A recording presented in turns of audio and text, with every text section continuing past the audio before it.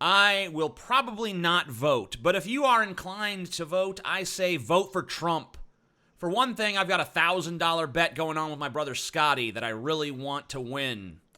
But there are broader reasons why Trump does have some level of strange appeal. Sure, some of it is just the fact that he's a showman who can actually be pretty entertaining, but that's not what I'm referring to.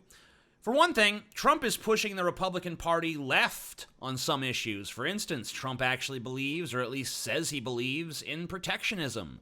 He wants to get us out of NAFTA. He wants to make sure that TPP doesn't happen. He wants to bring American jobs back from overseas. I don't know how feasible any of that is, and I do have serious doubts about Trump's sincerity, but these strike me as left-wing positions. These strike me as anti-free market positions. These strike me as the positions of a classical Democrat before the Clintons reshaped the party into the center-right juggernaut that it is today.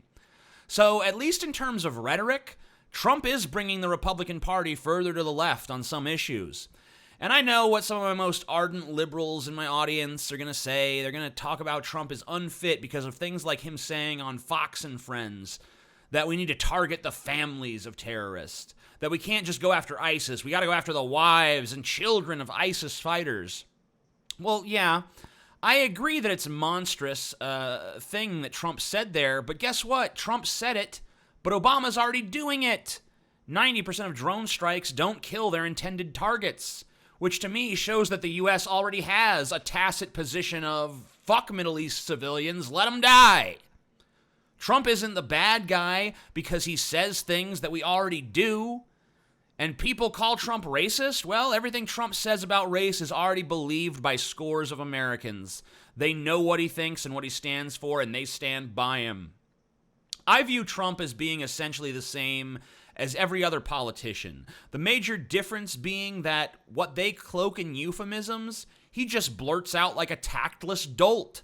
But maybe it's time America took a look into the dark mirror that is Trump. Maybe it's time we let America's raging id take the wheel for a while and just see what happens.